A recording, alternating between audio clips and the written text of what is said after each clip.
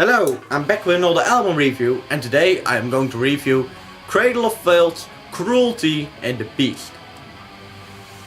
First I want to say something. I think that there are some of you guys sitting behind your computer like, well, you already reviewed this album. But when I made a review of this album, I was just starting out with YouTube. I didn't really know what to do.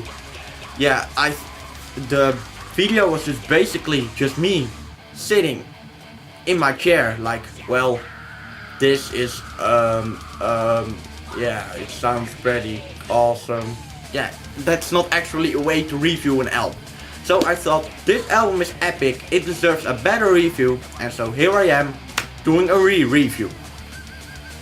For those who are not familiar with Cradle of Filth, Cradle of Filth is an English extreme metal band. It's not exactly a band that you can place in a genre. Yeah, I mean, they have been really influenced by symphonic black metal, but on the other hand they have also been influenced by some death metal, the new wave of British heavy metal, and also some gothic metal. This album was released in 1998.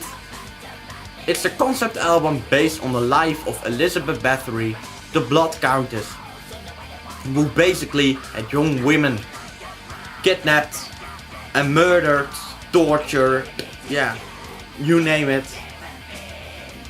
in a horrible way, so she could take a bath in their blood, because she thought by doing that she would gain eternal youth.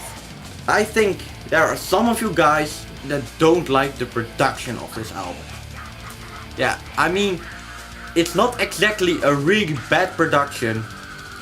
It's in the middle of the underground feel of The Principle and Dusk on Her Embrace. So yeah, I think that a band like Cradle of Filth, which is such a big name in the metal world, could do better productions than this.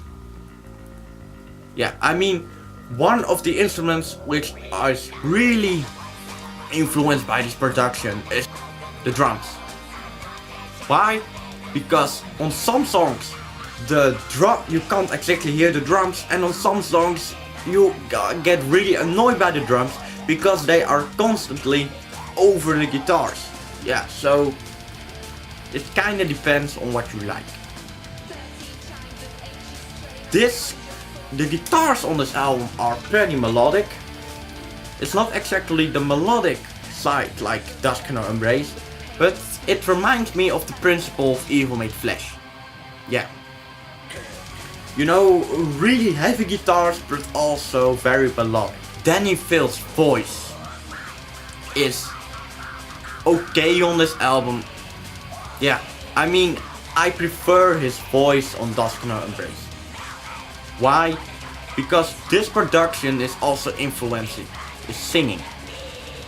And I think Danny Filth is an epic vocalist, his high-pitched screams are epic, but on this album it's just too much. In Dutch we have a saying, and I think some Dutch people might know it: overdrijven is ook een vak. This album has a few epic songs like Beneath the Howling Stars, which is a very gothic metal influenced song. The opening track, Once Upon Atrocity, which is really mysterious. It really sets tone to the feel of this album. Yeah, you really get the feeling that you are entering an old castle, and that you can hear all kinds of screams from people who are being tortured. Overall, this is a good album, but the production may ruin it for some people. So, I hope you liked the video, and bye.